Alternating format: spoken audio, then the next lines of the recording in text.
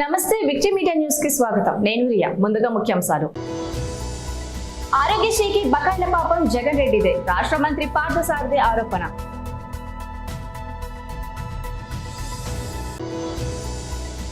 Greater విశాఖలో standing committee సందడి. August 7వ తేదీన ఎన్నికలు. గెలుపు మాదే అంటున్న వైసీపీ టీడీపీ నాయకులు. ఎస్సీ ఎస్టీ అట్రాసిటీ కేసులు వేగంగా పరిష్కరించండి. అధికారులను ఆదేశించిన కలెక్టర్ హరీంద్ర ప్రసాద్. ఉమ్మడి విశాఖ మోగిన ఎమ్మెల్సీ నగర. అభ్యర్థుల ఎంపికల్లో టీడీపీ వైసీపీ పార్టీల నేతలు. ఇక వివరాల్లోకి వెళ్దాం. వైసీపీ పాలనలో ఆరోగ్యశ్రీ పథకానికి చెల్లించాల్సిన 1500 కోట్ల బకాయిలను చెల్లించకుండా నిర్లక్ష్యంగా వ్యవహరించారని, ఆ పాపం జగన్ రెడ్డిదేనని రాష్ట్ర సమాచార శాఖ మంత్రి పార్థసారథి అన్నారు. అమరావతిలో టీడీపీ కేంద్ర పార్టీ కార్యాలయంలో ఏర్పాటు చేసిన మీడియా సమావేశంలో ఆయన మాట్లాడుతూ ఆరోగ్యశ్రీ పథకాన్ని అనారోగ్యశ్రీగా మార్చిన ఘనత జగన్ రెడ్డికే దక్కుతుందని, ఉద్యోగులకు జీతాలు పెంచకపోవడం, ఆసుపత్రికి చెల్లించాల్సిన బకాయిల విషయంలోనూ అదే నిర్లక్ష్యం వ్యవహరించారని ఆరోపించారు. కూటమి ప్రభుత్వంలో విద్య, వైద్య రంగాలకు అధిక ప్రాధాన్యతనిస్తూ పాలన సాగిస్తున్నామన్నారు. మరి రాష్ట్ర ఆర్థిక పరిస్థితి తీవ్ర ఇబ్బందుల్లో ఉన్నా కూడా కేవలం గత ప్రభుత్వ చేతకానితనం మూలంగా ఒక దేశంలోనే 1-2 స్థానాల్లో ఉండాల్సిన ఈ రాష్ట్రం అదో ఆర్థికంగా మరి చితికిపోయిన విషయాన్ని ప్రతి ఒక్కళ్ళు కూడా ఇటీవల ముఖ్యమంత్రి గారు ఇచ్చిన వైట్ పేపర్ ద్వారా, శ్వేతపత్రం ద్వారా కూడా అర్థం చేసుకున్నారు. ఇటువంటి పరిస్థితుల్లో కూడా ఇచ్చిన హామీని నిలబెట్టుకోవాలనే లక్ష్యంతో పేదవాళ్ళకి, వృద్ధులకి, మరి ఫిజికలీ హ్యాండిక్యాప్డ్ పర్సన్స్ ఇబ్బంది పడకూడదని చెప్పేసి పోయినసారి 4048 కోట్లని ఒకటే రోజున పంపిణీ చేశాం. మరి రేపటి రోజున 4000 లెక్కన, అదేవిధంగా పెంచిన హ్యాండిక్యాప్డ్ పెన్షన్స్ ఇవన్నీ కూడా దాదాపు 2737.4 కోట్లని ఒకటే రోజు పంపిణీ చేయబోతున్నామని చెప్పేసి కూడా ఈ సందర్భంగా తెలియజేస్తా ఉన్నాం. మరి అధికారులందరికీ కూడా పోయినసారి కొంత సర్వర్స్ ఇబ్బంది పెట్టినా కూడా మరి సచివాలయం సిబ్బంది కానివ్వండి, ప్రభుత్వ అధికారులు కానివ్వండి, చాలా కమిట్మెంట్తో ప్రతి ఇంటికి కూడా ఈ పెన్షన్లు తీసుకెళ్ళటం జరిగిందని చెప్పేసి ఈ సందర్భంగా తెలియజేస్తూ, మరి చంద్రబాబు నాయుడు గారు ఈ రాష్ట్రాన్ని గాడిలో పెట్టడానికి, ఎందుకంటే ఒక ఎక్స్పీరియన్స్ లేని వ్యక్తి రాష్ట్ర అభివృద్ధి పట్ల కానీ, లేకపోతే ప్రజల ఉపాధి విషయాల్లో కానివ్వండి, ఒక విజన్ లేని వ్యక్తి, కేవలం స్వార్థంతోనే పనిచేసిన వ్యక్తి పరిపాలనలో ఈ రాష్ట్రం పూర్తిగా అధోగతి పాలైన విషయం రాష్ట్రంలో ప్రతి ఒక్కరు కూడా గుర్తించిన విషయం గత ఎన్నికల ద్వారా మనందరూ కూడా అర్థమైంది. మరి ఇటువంటి రాష్ట్రాన్ని గాడిలో పెట్టడానికి అనేక సమస్యలున్నా కూడా మరి ఈరోజు చంద్రబాబు నాయుడు గారి నాయకత్వం మీద నమ్మకంతో ఇతర రాష్ట్రాల నుంచి పెట్టుబడిదారులందరూ కూడా మన ఆంధ్రప్రదేశ్ వైపు చూస్తున్నారని చెప్పేసి కూడా మనం చేస్తూ ఉన్నాను. మరి ఇటువంటి పరిస్థితుల్లో కేవలం ప్రభుత్వం వచ్చి 2 నెలలు కూడా కాలేదు, కానీ అసెంబ్లీకి రాకోకుండా అసెంబ్లీ నుంచి తప్పించుకొని తను మాట్లాడే మాటకి ఎటువంటి బేసిస్ లేకపోయినా కూడా ఈ ప్రభుత్వం మీద బురద చల్లటానికి ప్రయత్నం చేస్తున్నాడు జగన్మోహన్ రెడ్డి గారు అని చెప్పేసి మనం చేస్తా ఉన్నాను. నిజంగా ఈ ప్రభుత్వం తప్పు చేస్తుందని భావించినట్లయితే, మీకు దమ్ముంటే మీరు గనక మేలు చేశారు ఈ రాష్ట్రానికి, ఈ రాష్ట్రంలో ఏదైతే ముఖ్యమంత్రి గారు చెబుతున్నారో, శ్వేతపత్రాల ద్వారా వాస్తవాలను చెబుతున్నారో, ఆ వాస్తవాల మీద మీకు ఏదైనా అనుమానం ఉంటే ధైర్యంగా అసెంబ్లీకి వచ్చి మీరు ప్రశ్నించండి.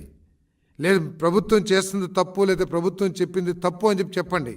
మీ దగ్గర ఏమైనా మేలు చేసిన ఆధారాలు ఉంటే అవి అసెంబ్లీ ద్వారా ప్రజలకు తెలియజేయండి. అంతేకాని మీరు అసెంబ్లీని ఎగ్గొట్టి బురదల్లే కార్యక్రమం ఎంత నీచమంటే, దేశ ప్రజాస్వామ్యంలో ఢిల్లీలో ఈ పార్టీ వైఎస్ఆర్ కాంగ్రెస్ పార్టీ చేసిన కార్యక్రమం ఏ పార్టీ కూడా చేసి ఉంటుందని నేను భావిస్తున్నా. ఎందుకంటే ఒక రైతు ఆత్మహత్య చేసుకున్నా, లేతే ప్రభుత్వ తప్పిదం మూలంగా ఒక రైతు ఏదన్నా దుర్మరణానికి పాలైనా, లేదా ఒక ఉపాధి కార్మికుడు దుర్మరణానికి పాలైన ప్రభుత్వ తప్పిదం మూలంగా దాన్ని కేంద్ర ప్రభుత్వం లేకపోతే ఢిల్లీకి తీసుకువెళ్ళి అక్కడ ఏదైనా ప్రొటెస్ట్ చేయటమో లేకపోతే కార్యక్రమం చేయటమో అర్థం చేసుకోగలం. కానీ ఒక గంజాయికి అలవాటు పడిన, దుర్వ్యసనాలకి అలవాటు పడ్డ ఇద్దరు యువకులు వ్యక్తిగత తగాదాలతో ఒక మారణకాండ జరిగితే దాన్ని తీసుకెళ్ళి అదే నేషనల్ ఇష్యూ అయినట్టు చేయటం ఎంతవరకు సబబో కూడా ప్రజాస్వామ్యులందరూ కూడా ఆలోచించాలని చెప్పేసి మనం చేస్తాను. అబద్ధాలు వాస్తవాలు మీకు దమ్ముంటే మీరు చెప్పే ఏదైతే మీ పత్రిక ద్వారా ఒక పాంప్లెట్ ద్వారా ప్రజలకు తెలియజేయాలనుకున్నారో దాన్ని ఇంకా మెరుగ్గా అసెంబ్లీలోకి వచ్చి మీకు చెప్పదలుచుకుంది అసెంబ్లీ ద్వారా ప్రజలకు తెలియజేయండి. ప్రభుత్వం సిద్ధంగా ఉంది. జీవీఎంసీ స్టాండింగ్ కమిటీ ఎన్నికలకు నామినేషన్ల స్వీకరణ ముగిసింది. వచ్చే నెల 7న పోలింగ్ జరగనున్నది. 10 స్థానాలకు ఇరు పక్షాల నుంచి 10 మంది నామినేషన్లు దాఖలు చేశారు. దీంతో స్టాండింగ్ కమిటీ ఎన్నికలు కూటమి వైసీపీ మధ్య రసవత్తరంగా జరగనున్నాయి. జీవీఎంసీ స్టాండింగ్ కమిటీ ఎన్నికలకు నామినేషన్ల స్వీకరణ ముగిసింది. వచ్చే నెల 7న పోలింగ్ జరగనుంది. 10 స్థానాలు ఉండగా కూటమి నుంచి 10 మంది, వైసీపీ నుంచి 10 మంది కార్పొరేటర్లు పోటీలో నిలిచారు. టీడీపీ, జనసేన, బీజేపీ కూటమి నుంచి 10 మంది, వైసీపీ నుంచి 10 మంది నామినేషన్లు దాఖలు చేశారు. 97 మంది కార్పొరేటర్లు స్టాండింగ్ కమిటీ సభ్యులను బ్యాలెట్ ద్వారా ఎన్నుకోవాల్సి ఉంటుంది. గెలుపుకు 49 మంది కార్పొరేటర్లు మద్దతు అవసరం కాగా ఇరుపక్షాల ప్రస్తుతం సమాన బలంతో ఉన్నాయి. అయితే ఇరుపక్షాల్లోని కార్పొరేటర్లలో కొందరు అసంతృప్తితో రగిలిపోవడంతో క్రాస్ ఓటింగ్ జరిగే అవకాశం లేకపోదనే ప్రచారం జరుగుతుంది. నమస్కారం. వచ్చే నెల 7వ తారీఖుని స్టాండింగ్ కమిటీ ఎలక్షన్ జరగబోతున్నాయి. మరి వైఎస్ఆర్ కాంగ్రెస్ పార్టీ నుంచి 10 మంది, కూటమి నుంచి 10 మంది నామినేషన్ చేయడం జరిగింది. స్క్రూటినీలో కూడా ఈరోజు అంతా ఫైనల్ అయింది. మరి గత 3 సంవత్సరాలుగా వైఎస్ఆర్ కాంగ్రెస్ పార్టీ మరి జగన్మోహన్ రెడ్డి గారి నాయకత్వంలో స్టాండింగ్ కమిటీ గెలుస్తున్నాను. రేపు 7వ తారీఖు జరిగే ఎలక్షన్స్లో same majority YSR Congress party నుంచి 10కి 10 గెలవబోతున్నాం. దాని గురించి మేయర్ గారి ఛాంబర్లో ఇప్పుడే మీటింగ్ అయింది. మరి అందరూ కూడా YSR Congress party majority corporators ఉన్నారు కాబట్టి గతంలో ఎన్నికైన స్టాండింగ్ కమిటీ మెంబర్స్ కానీ ఇతర పార్టీల నుంచి కూడా వైఎస్ఆర్ కాంగ్రెస్ పార్టీకి ఓటు వేయడానికి సిద్ధంగా ఉన్నారు. రేపు 7వ తారీఖు కౌంటింగ్లో 10కి 10 YSR Congress party standing committee మెంబర్స్గా గెలుస్తూ జగన్మోహన్ రెడ్డి గారికి ఒక మంచి గిఫ్ట్ ఇవ్వబోతున్నామని తెలియజేస్తున్నాను. విక్టరీ మీడియా ప్రేక్షకులకి అందరికీ కూడా నమస్కారాలు తెలుపుతూ, అలాగే యాజమాన్యం వారికి, సిబ్బంది వారికి కూడా ప్రత్యేక ధన్యవాదాలు తెలియజేసుకుంటూ, ఇరు పార్టీల తరపు నుంచి కూడా టీడీపీ తరపు నుంచి 10, అలాగే వైఎస్ఆర్సీపీ పార్టీ తరపు నుంచి 10, 20 మంది సభ్యులు కూడా నిన్న నామినేషన్ ప్రక్రియ పూర్తయింది. ఈవేళ స్క్రూటినీ ప్రక్రియ పూర్తి అయింది. ఈ స్క్రూటినీకి ఈవేళ మా పార్టీ తరపు నుంచి 10 మంది కూడా టీడీపీ కంటెస్ట్ చేస్తున్న అభ్యర్థులు అందరూ కూడా వెళ్ళి అటెండెన్స్ అవ్వడం జరిగింది. అలాగే రాబోయే రోజుల్లో జరగబోయే స్టాండింగ్ కమిటీ ఎలక్షన్స్లో నారా చంద్రబాబు గారి నాయకత్వంలో, అలాగే విశాఖ దక్షిణ నియోజకవర్గం ఇన్ఛార్జ్ శ్రీ సీతంరాజు సుధాకర్ గారి నాయకత్వంలో, పార్లమెంటు సభ్యులు శ్రీ భరత్ గారు, అలాగే పార్లమెంటు అధ్యక్షులు శ్రీ గండి బాబ్జీ గారు నాయకత్వంలో, అలాగే జీవీఎంసీ ఫ్లోర్ లీడర్ మా పీలా శ్రీని గారి తాలూకా నాయకత్వంలో రాబోయే రోజుల్లో 10కి 10 కొట్టడం ఖాయం అనేసి 10కి 10 కొట్టడం ఖాయం. ఈ 10 మంది స్టాండింగ్ కమిటీ సభ్యులతోటి రాబోయే రోజుల్లో విశాఖపట్నం మరింత సుందరవదనంగా నగర అభివృద్ధి జరుగుతుందని చెప్పేసి మీకు ఈ మీడియా ద్వారా తెలియజేస్తున్నాను. మరి ఏదైతే స్టాండింగ్ కమిటీ ఎలక్షన్స్ రేపు 7వ తారీఖు జరుగుతున్నాయో దానికి సంబంధించి ఇవాళ స్క్రూటినీ జరిగింది. మరి వైఎస్ఆర్సీపీ పార్టీ మీద 10 మంది సభ్యులు నిలబడడం జరిగింది. స్క్రూటినీలు అందరూ కూడా ఓకే అయ్యారు కాబట్టి రేపు రాబోయే 7వ తారీఖు ఎలక్షన్స్కి 10 మందిని కూడా మేయర్ గారు, మేము, అలాగే మా అధిష్టానం సుబ్బారెడ్డి గారి నాయకత్వంలో మేము గెలిపించుకోవడానికి సిద్ధంగా ఉన్నాం. 100% గెలిపించుకుంటాం తెలియజేస్తున్నాం.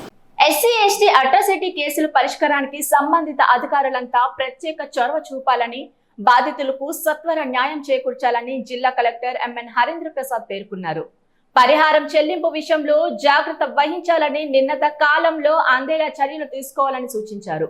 పోలీస్ కమిషనర్ సంకబ్రత బాగిచ్ ఇతర అధికారులతో కలిసి కలెక్టరేట్ మీటింగ్ హాల్లో బుధవారం ఉదయం ఎస్సీ ఎస్టీ అట్రాసిటీ యాక్ట్ పై డిస్ట్రిక్ట్ విజిలెన్స్ మానిటరింగ్ కమిటీ సమావేశం నిర్వహించారు. వివిధ అంశాలపై చర్చించారు. కేసుల పరిష్కారానికి అధికారులు తీసుకోవాల్సిన చర్యలపై దిశానిర్దేశం చేశారు. ఈ సమావేశంలో భాగంగా సాంఘిక సంక్షేమ శాఖ ఉప సంచాలకుడు రామారావు గత సమావేశంలో చర్చించి తీసుకున్న చర్యల గురించి వివరించారు. ఇప్పటి వరకు అండర్ ఇన్వెస్టిగేషన్ లో 138 కేసులు, కోర్టు ట్రయల్ రన్ లో 699 కేసులు పెండింగ్ లో ఉన్నాయని తెలిపారు.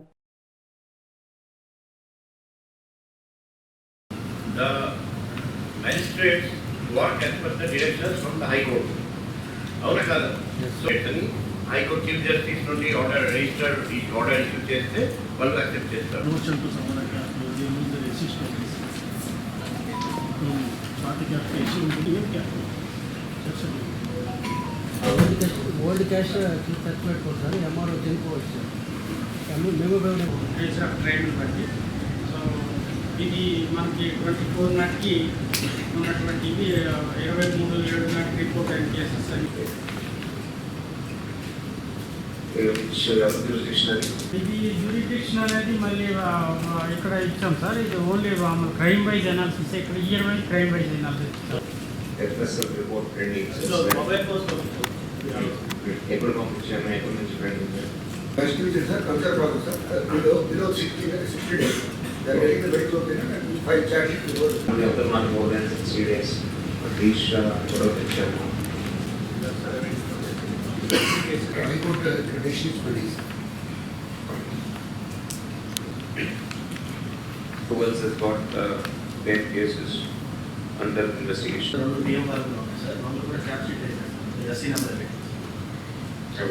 So crimes అన్ని కూడా కొంత సీరియస్గా పర్సూట్ చేయాలి. ఓకే, నెక్స్ట్ మనకి డిసెంబర్ నాటికి ఉన్నటువంటి రిలీఫ్ పేమెంట్ టోటల్గా మనకి ఎస్సీలో 77 ఇక్కడ మెయిల్ ఇచ్చారు సార్. ఓకే. సో డిసెంబర్ తర్వాత జనవరి నుండి గవర్నమెంట్ రాసింది సార్. సో అది బడ్జెట్ వస్తాయంటే దాని ముందు anything which you want to discuss other than official మనం చేయడానికి ప్రయత్నం చేస్తున్నాం, కానీ ఏమవుతుంది రాలేదు. ఉమ్మడి విశాఖ జిల్లాలో ఎన్నికల కోడ్ అమల్లోకి వచ్చింది. ఉమ్మడి విశాఖపట్నం జిల్లాలో ఖాళీగా ఉన్న స్థానిక సంస్థల కోట ఎమ్మెల్సీ పదవికి ఎన్నిక నిర్వహించేందుకు ఎన్నికల సంఘం మంగళవారం షెడ్యూల్ ప్రకటించింది. 3 ఏళ్ల క్రితం జరిగిన స్థానిక సంస్థల ఎన్నికల్లో ఉమ్మడి విశాఖపట్నం జిల్లాల్లో మెజార్టీ స్థానాలను వైసీపీ గెలుచుకుంది. ఈ నేపథ్యంలో 2021 డిసెంబర్లో స్థానిక సంస్థల కోటాలో 2 ఎమ్మెల్సీ పదవులు ఖాళీ కాగా వంశీకృష్ణ, వరదు కళ్యాణి ఎన్నికయ్యారు. అయితే వంశీకృష్ణ గత ఏడాది నవంబర్లో వైసీపీకి రాజీనామా చేసి జనసేనలో చేరారు.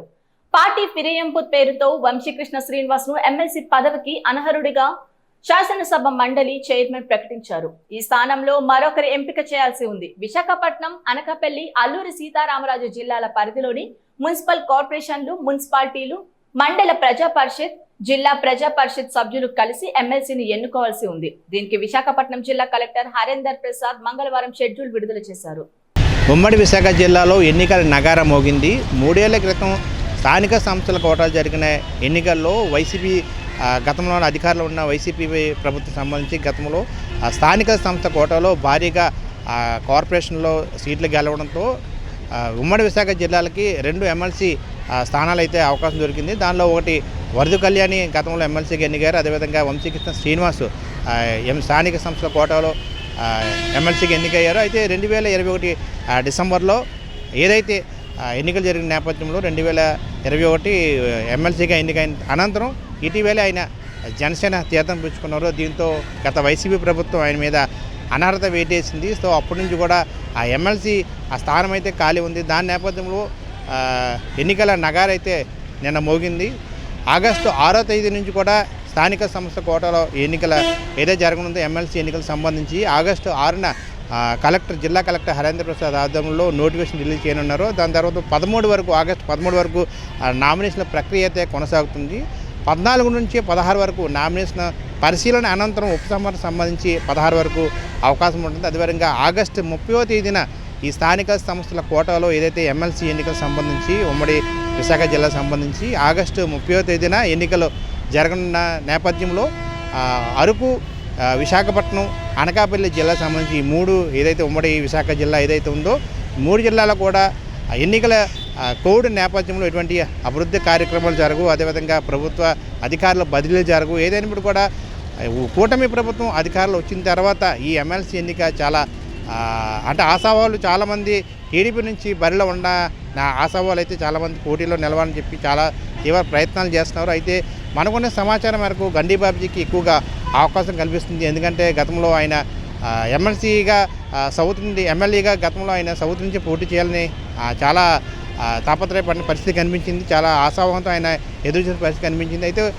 కూటమి సంబంధించి స్థానాల విషయంలో అది జనసేనకి కేటాయించడంతో ఆయన వంశీకృష్ణ శ్రీనివాస్కి దగ్గరుండి మద్దతు తెలిపి ఖచ్చితంగా భారీ మెజార్టీ గెలిపించే విధంగానే కృషి చేయాలని చెప్పి గతంలోని గండి బాబ్జీ ఆయన అందరం సముఖంగానే చెప్పారు. అదేవిధంగా భారీ విజయాన్ని వంశీకృష్ణ శ్రీనివాస్ అందించుకున్న నేపథ్యంలో ఆ టీడీపీ శ్రేణులు కావచ్చు, జనసేన శ్రేణులు కావచ్చు, గండిబాబుజీకి కొంతమంది మద్దతు భారీగానే తెలుపుతున్నారు. ఖచ్చితంగా ఎమ్మెల్సీ సీట్ ఆయనకు ఇవ్వాలి, టీడీపీ అధిష్టానం, కూటమి అధిష్టానం ఆలోచించి గండిబాబుజీకి అవకాశం ఇవ్వాలని చెప్పేసి కూటమి కార్పొరేటర్ కావచ్చు, కూటమి కార్యకర్తలు అయితే కొంతమంది డైరెక్ట్గా భారంగానే చెప్తున్నారు. కొంతమంది అయితే మేము కూడా బరిలో ఉన్నామని చెప్పేసి టీడీపీ శ్రేణులు అయితే కొంచెం లోపల ప్రయత్నాలు కొనసాగుతున్న పరిస్థితి అయితే మనకు కనిపిస్తుంది. ఏదైనప్పుడు కూడా ఎన్నికల నగారా మోగడంతో ఎన్నికల కోవిడ్ నేపథ్యంలో ఎటువంటి అభివృద్ధి కార్యక్రమాలు 3 జిల్లాల్లో అయితే ఆగస్టు 30 వరకు కూడా ఎటువంటి జరిగే అవకాశం లేదు. కాబట్టి ప్రస్తుతం అయితే ఎన్నికల హడావుడి నేపథ్యంలో అయితే అందరూ ఆశావాలు అయితే ఎదుర్కొనే పరిస్థితి మనకు కనిపిస్తుంది.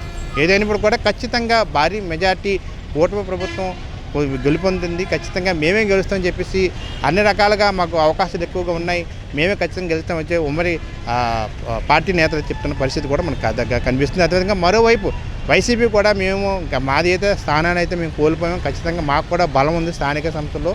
ఇటు స్థానిక సంస్థలకు సంబంధించి మాకు మంచి బలం ఉంది కాబట్టి మేము కూడా గెలిచే అవకాశాలు మాకు ఉన్నాయని చెప్పి అటువైపు కూడా వైసీపీ శ్రేణులు చెప్తున్నాం. ఏదైనా కూడా ఆగస్టు 35న జరగనున్న ఎన్నికల్లో ఎవరైతే గెలుపొందారో అతి త్వరలో మనకు తేలన్న పరిస్థితి మనకు తాజా కనిపిస్తుంది.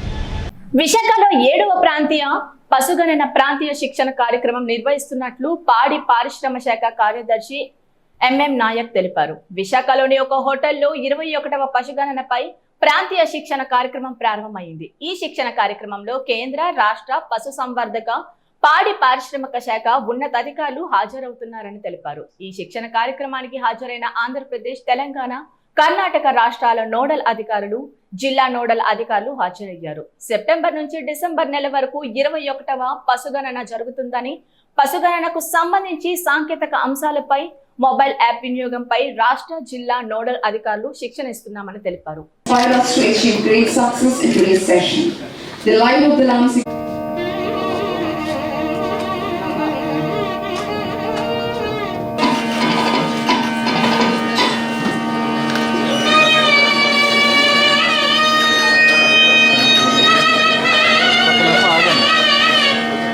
మూడు రాష్ట్రాలు మనకు ఆంధ్రప్రదేశ్, తెలంగాణ, కర్ణాటక రాష్ట్రాలకు సంబంధించిన state nodal officers and district nodal officers అంతా కూడా ఇక్కడ మనం 21వ లైవ్ స్టాక్ సెన్సస్ స్టార్ట్ చేస్తున్నాం. సో ఈ ప్రోగ్రామ్ అనేది గవర్నమెంట్ ఆఫ్ ఇండియా వాళ్ళు దేశవ్యాప్తంగా సెప్టెంబర్ నుంచి డిసెంబర్ వరకు 3 నెలల కాలంలో ఎన్యూమరేటర్స్ అండ్ సూపర్వైజర్స్ని ఎంగేజ్ చేసి, సో మొత్తం కూడా మన రాష్ట్రంలో కావచ్చు, దేశంలో కావచ్చు, మొత్తం కూడా మన రాష్ట్రంలో అయితే 1.4 lakh హౌస్ హోల్డ్స్ని కవర్ చేసి మొత్తం కూడా లైవ్ స్టాక్ సంబంధించినటువంటి 16 రకాల స్పీసీస్ అన్నింటినీ కూడా మనము కలెక్ట్ చేయడం జరుగుతుంది. సో దీనికి సంబంధించినటువంటి ఈ 3 రాష్ట్రాల్లో మనం ఈరోజు వర్క్షాప్ చేస్తున్నాం. State level nodal officer, district level nodal officers. So district level nodal officers అంటే వీళ్ళు డిస్ట్రిక్ట్ లెవెల్లో మొత్తం ఆ జిల్లా వ్యాప్తంగా జరగాల్సిన సెన్సస్ మొత్తాన్ని కూడా వాళ్ళు మానిటర్ చేస్తారు. అయితే first time of it's kind మొత్తము మొబైల్ యాప్ ద్వారా మనము సెన్సస్ చేస్తున్నాం. సో అందుకని సాఫ్ట్వేరు, మొబైల్ యాప్ని ఎలా యూజ్ చేయాలి, హ్యాండ్స్ ఆన్ ట్రైనింగ్ వాళ్ళకి ప్రాపర్గా ఇవ్వటము, అదేవిధంగా యూజర్ ఐడి, లాగిన్ క్రెడెన్షియల్స్ వాళ్ళకి ఎలా వాడాలో పూర్తిగా చెప్పటం అన్నది మనము ఈ వర్క్షాప్ యొక్క ప్రథమోద్దేశం. మనందరికీ తెలుసు ఎలా ఈ లైవ్ స్టాక్ సెన్సస్ని కనుక మనం ప్రాపర్గా చక్కగా కనుక చేయగలిగితే రాబోయే రోజుల్లో మనం సోషియో ఎకనామిక్ డెవలప్మెంట్కి సంబంధించి, అలాగే లైవ్ స్టాక్కి సంబంధించిన డిసీజెస్ కావచ్చు, next planning point of view కావచ్చు, నెక్స్ట్ బడ్జెట్ ఎలొకేషన్స్ కావచ్చు, ఏ రకంగా చేసుకోవాలి డెవలప్మెంట్ చేయడానికి అన్నది ఈ సెన్సస్ యొక్క ప్రథమోద్దేశం. సో అందుకని దీన్ని చాలా ప్రతిష్టాత్మకంగా భారత ప్రభుత్వం వాళ్ళు టేకప్ చేశారు. అందులో భాగంగా ఈరోజు విశాఖపట్నంలో ఈ రీజనల్ వర్క్షాప్ని కండక్ట్ చేయడం ఉంది రియల్లీ చాలా మంచి విషయము. ఎందుకంటే 3 రాష్ట్రాలకు సంబంధించినటువంటి ఆఫీసర్స్ అందరూ కూడా ఈరోజు ఇక్కడ రావడం జరిగింది. వాళ్ళందరూ కూడా ఈరోజు ఈ వర్క్షాప్కి సంబంధించిన గవర్నమెంట్ ఆఫ్ ఇండియా అఫీషియల్స్ కూడా ఇక్కడ రావడం జరిగింది. హెచ్ఎస్ డివిజన్ నుంచి అడ్వైజర్ గారు మరియు డైరెక్టర్ వాళ్ళు కూడా వచ్చారు. సో వాళ్ళ సాఫ్ట్వేర్ టీంతో ఇక్కడ రావడం జరిగింది.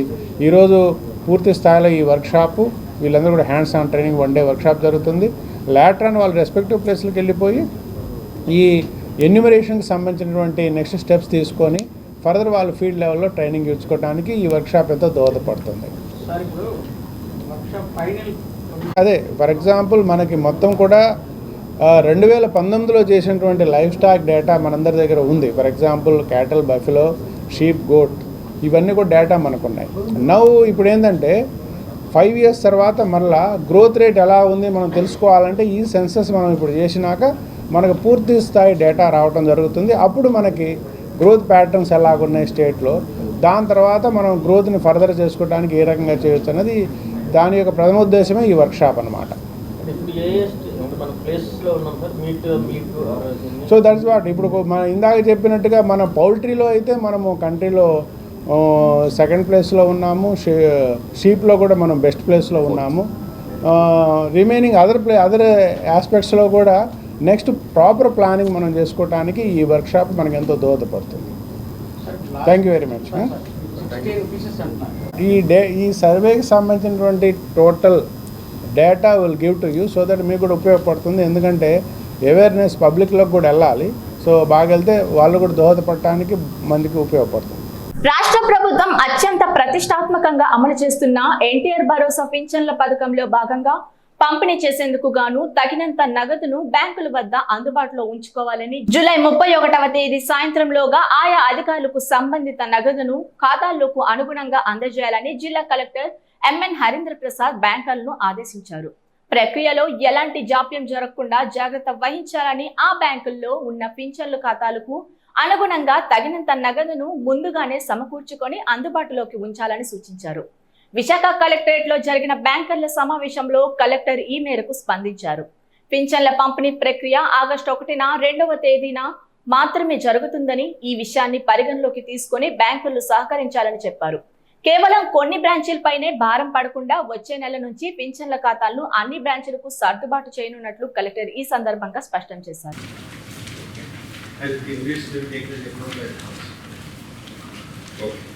Any specific action item was there in the No sir, because since that election code was declared, so yeah. In Visakhapatnam district we have 597 branches sir, 4 branches sir, IDP and Axis Bank. Total 3,667 crores sir. Always better or compared to the previous quarter, compared to previous financial year? Yes. Below SBI major shareholder sir, 33.5% market share. Next Union Bank 4.82. Private banks low, HDFC Bank 9.84%.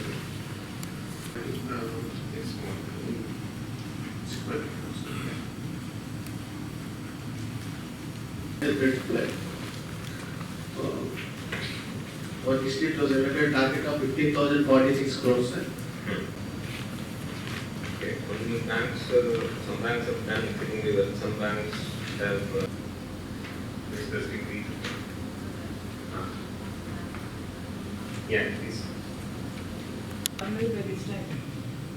I think hope at least in the next quarter, this quarter meeting will we have to review the performance sir. Those branches actually meet the targets, and whether it is pertaining to the, we pertain to which sector? Is it the agri sector which you couldn't meet or some other sector? We have Punjab and Sindh Bank branches in United States. Some other not okay.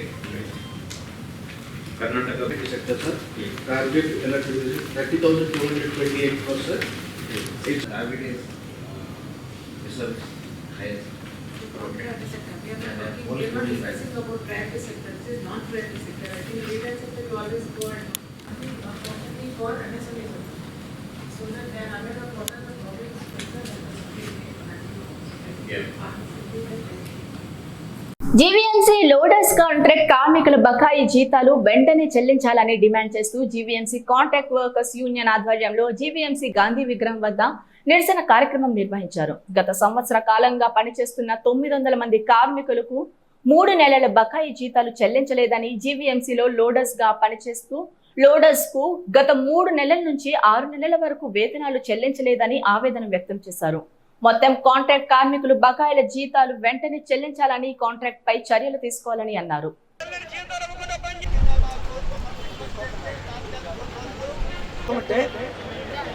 ఒక్కో జోన్లో ఉన్నాడు మేము యూనియన్లో join అవుతాను అన్నారు. అలా కుదరదు. అందరూ కూడా గాంధీ బొమ్మ దగ్గరికి వచ్చిన తర్వాత మీటింగ్, ఏదైనా సమస్య ఉండి ఇలా ఉంటే కాంట్రాక్టర్ దగ్గరికి వెళ్ళేటప్పుడు కానీ అధికారుల దగ్గరికి వెళ్ళేటప్పుడు కానీ కాకుండా మేముగా ఒంటరిగా వెళ్ళిపోయి మేము అడిగేయడం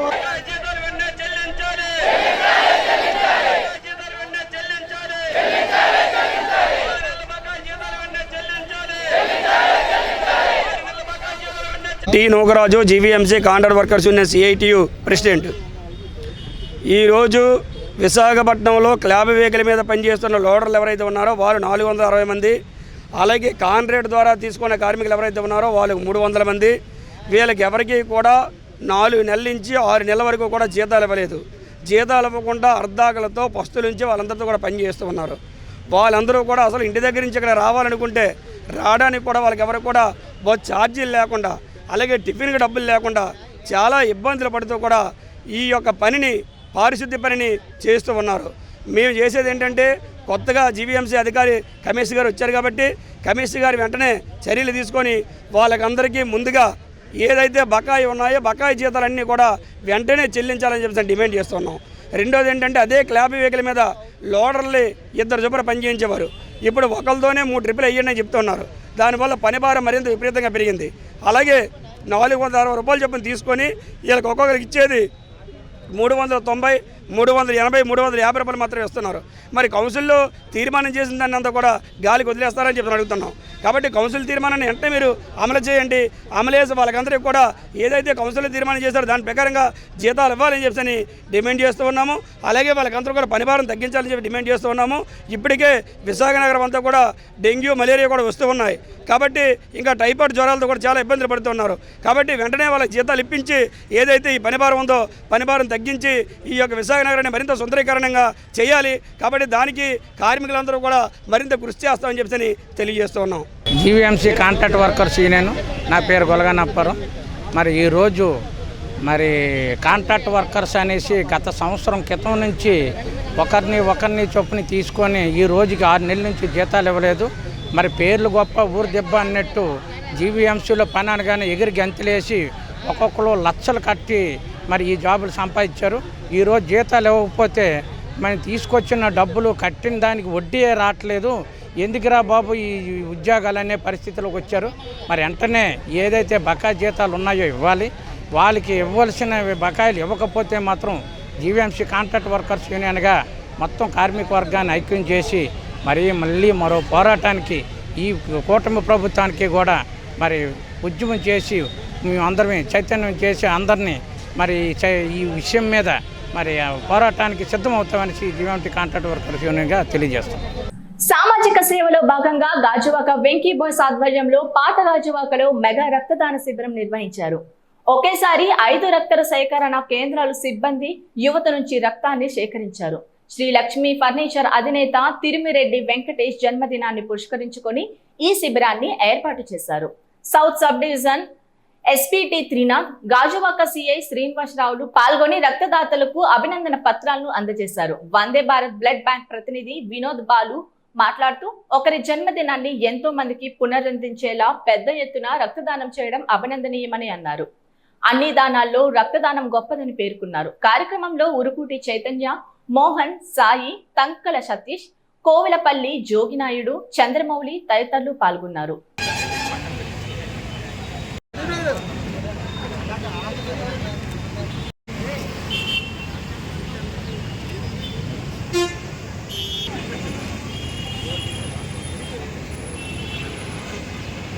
అందరికీ నమస్కారం. నా పేరు తిరుమిరెడ్డి వెంకటేష్. నేను శ్రీ లక్ష్మీ ఫర్నిచర్ అధినేత గాజువాక. అలాగే శ్రీ లక్ష్మీ ఫర్నిచర్ వర్క్స్ కూడా మనకి ఆటోనగర్లో బి బ్లాక్లో ఉంది. ఈరోజు నా జన్మదినం సందర్భంగా గాజువాక వెంకీ బాయ్స్ అనే ఒక సంస్థతో నాతో ఉన్న నా తోటి స్నేహితులు ఎన్నో రోజులుగా సేవా కార్యక్రమాలు చేస్తూ, అలాగే పేద ప్రజలకు కానీ యువతకు కానీ అలాగే సొసైటీలో ఉన్న నిరుపేద కుటుంబాలకు కానీ ఏదైనా సమస్య వస్తే గాజువాక వెంకీ బాయ్స్ అనే సంస్థ ఎంతో కొంత తోచినంత సాయం చేస్తూ ఈరోజుకి వచ్చింది.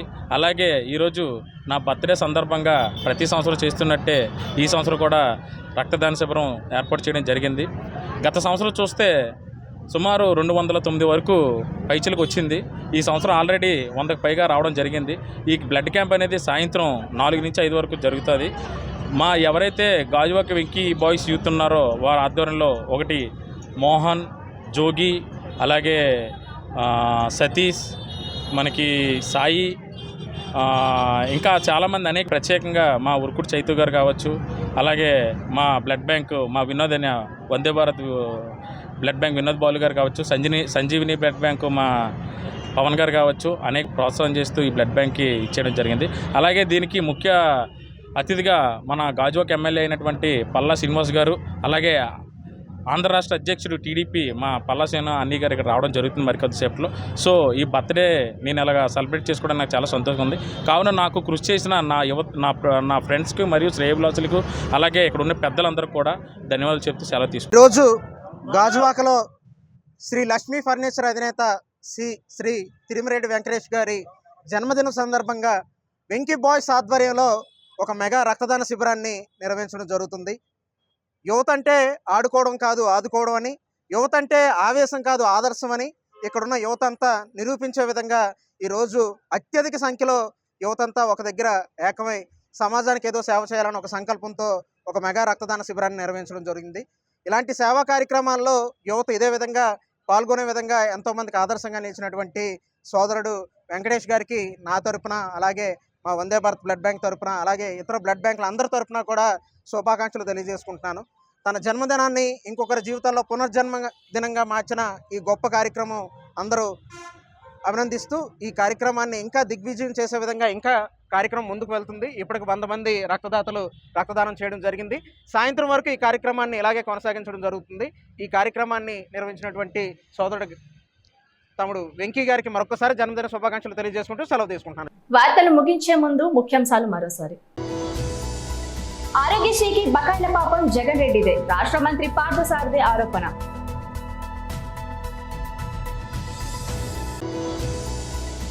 గ్రేటర్ విశాఖలో స్టాండింగ్ కమిటీ సందడి, ఆగస్టు 7వ తేదీన ఎన్నికలు, గెలుపు మాదే అంటున్న వైసీపీ టీడీపీ నాయకులు.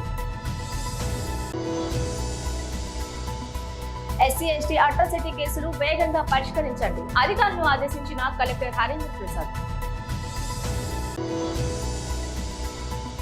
ఉమ్మడి విశాఖ మోగిన ఎమ్మెల్సీ నగర, అభ్యర్థుల ఎంపికల్లో టీడీపీ వైసీపీ పార్టీల నేతలు. వార్తలు ఇంతటితో సమాప్తం. మళ్ళీ వచ్చే బులెటిన్లో కలుసుకుందాం. అంతవరకు సెలవు. నమస్కారం.